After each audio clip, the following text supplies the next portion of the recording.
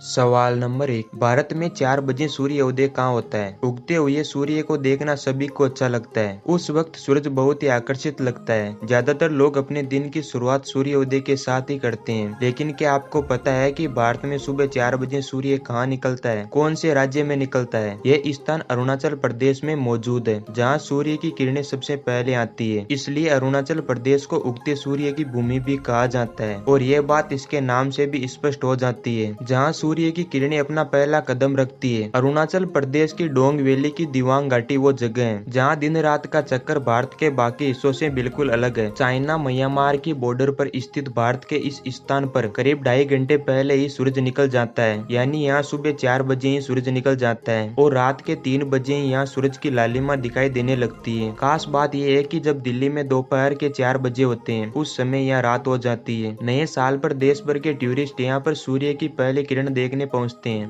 दोस्तों, अगर आप हमारे YouTube चैनल पर नए हैं तो चैनल को सब्सक्राइब जरूर कीजिए। सवाल नंबर 2। 786 का क्या मतलब होता है? इस्लाम धर्म में 786 को शुभ अंक माना जाता है। जिस प्रकार हिंदुओं में किसी भी काम को शुरू करने से पहले गणेश पूजा की जाती है, उसी प्रकार इस्लाम में 786 का स्मरण किया जाता है। इस्लाम धर्म में 786 का मतलब बिस्मिल्लाह उर रहमान ए रहीम होता है, अर्थात अल्लाह के नाम जो कि बहुत दयालु और रहम दिल है। कुरान शरीफ में 786 बार खुदा का नाम आया है, इसलिए 786 लिखा जाता है। वहीं दूसरी मान्यता यह भी है कि उनका मानना है कि यह सारी कायनात अल्लाह ने 786 दिनों में बनाई थी। साथ ही उनका यह मानना है कि अल्लाह ने शुक्रवार को यह दुनिया बनानी शुरू की और शनिवार को ही पूरी हुई, इसलिए 786 को शुभ अंक माना जाता है। सवाल नंबर 3। क्या चाय बेचने वाला महीने के लाखों कमाता है? देश में सबसे ज्यादा तेजी से बढ़ने वाला कारोबार अगर चाय को कहा जाए तो गलत नहीं होगा। दुनिया भर में चाय के काम को बहुत छोटा मोटा समझा जाता है और यह कहा जाता है कि चाय बेचकर चाय वाला कैसे कमाई करता होगा और अपना घर चलाता होगा। लेकिन अगर आप भी चाय बेचने के बिजनेस के बारे में अच्छे से जान लेंगे तो अपनी लाखों की नौकरी छोड़कर चाय बेचना शुरू कर देंगे। अक्सर हम अपने माइंड को फ्रेश करने के लिए चाय पीते हैं, लेकिन आपको जानकर हैरानी होगी कि घर में बनने वाली चाय से ज्यादा लोगों को बाहर की टपरी वाली चाय ज्यादा रास आती है। ठेले पर बैठकर चाय की चुस्की लेने का आनंद भला कौन नहीं लेना चाहेगा। आपको जानकर हैरानी होगी कि एक सामान्य से चाय वाले की कमाई आपकी एक महीने की कमाई से 2 गुनी या फिर 4 गुनी ज्यादा होती है। चाय वाले की शकल सूरत देखकर भले ही आप भी उसे गरीब समझे, लेकिन हम आपको बता दें एक चाय वाले की कमाई आपकी कमाई से 2 गुनी या 3 गुनी हो सकती है। अपने ग्राहक से 100 रुपए तक ज्यादा कमा लेते हैं। एक महीने में चाय वालों की कमाई लाखों रुपए में हो रही है, इसलिए ये बिजनेस सबसे बढ़िया साबित हो रहा है। एक हाफ लोकल चाय बनाने में दुकानदार को 4 रुपए का खर्च आता है, जिसे 5 से 8 रुपए में बेचा जा रहा है। ऐसे में ग्राहक सीधे ठगे जा रहे हैं। देखा गया है कि यहाँ क्वालिटी और क्वांटिटी के हिसाब से एक हाफ चाय की कीमत 5 रुपए से लेकर 80 रुपए तक बेची जाती है। शहर में लोग करीब 1.5 से 2 लाख रुपए की चाय पी जाते हैं। अगर हम 50 हाफ स्पेशल चाय बनाते हैं तो इसमें 1.5 किलो दूध, आधा पाव चाय पत्ती और करीब 1.5 पाव शक्कर लगती है। इस तरह 50 हाफ चाय बनाने में दुकानदार को 160 रुपए का खर्चा आता है। यानी इतनी ही चाय में एक दुकानदार ग्राहक से 100 रुपए कमा लेता है।